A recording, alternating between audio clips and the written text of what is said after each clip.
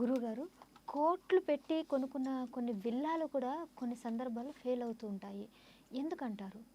ఈ కోట్లు అంటే ఎక్కువ డబ్బు కాబట్టి వాస్తు బాగలేని ఇల్లు మంచి ఫలితాలనేమి ఇవ్వదు. మామూలుగా చిన్న ధరతో కొనుక్కున్న ఇల్లు వాస్తు ప్రకారం బాగుంటే వాళ్ళకి మంచి ఫలితాలు ఇస్తుంది. మనం చూస్తున్నాం ఈ మధ్యన టౌన్షిప్ లాగా ఫ్లాట్స్ కట్టేస్తున్నారు.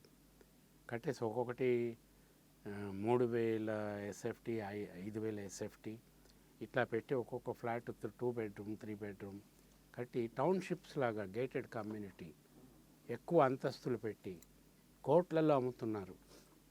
ఒక్కొక్క ఫ్లాట్ 2 కోట్లు 3 కోట్లు, ఒక దగ్గర అయితే మరీ చెప్పలేనంత ధర కూడా పెట్టి కొనుక్కుంటున్నారు.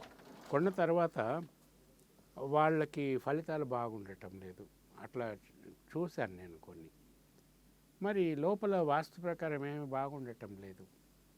మరి అంత ఖర్చు పెట్టి కొన్నారు కదా అంటే వాళ్ళే చెప్తారు కొన్నప్పటి నుంచి బాగలేదు, కానీ ఒక విధంగా మాకు మంచిదే అయింది, మేము కొన్నప్పుడు 2 కోట్లండి, ఇప్పుడు 3 కోట్లు 4 కోట్లు ధర పలుకుతుంది అని.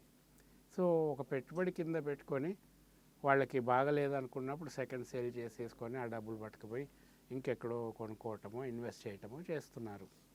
సో వాస్తు ప్రకారం ఇల్లు బాగుంటే మంచి ఫలితం ఇస్తుంది, కానీ వాస్తు ప్రకారం ఇల్లు కానీ ఫ్లాట్ కానీ బాగా లేనప్పుడు అది ఎంత డబ్బు పెట్టి కొన్నా అన్నది అక్కడ విషయం కాదు. అది వాస్తు బాగలేదు అంతే. వాస్తు బాగున్న ఇల్లు తక్కువ ధర అయినా సరే మంచి ఫలితాలను ఇస్తుంది.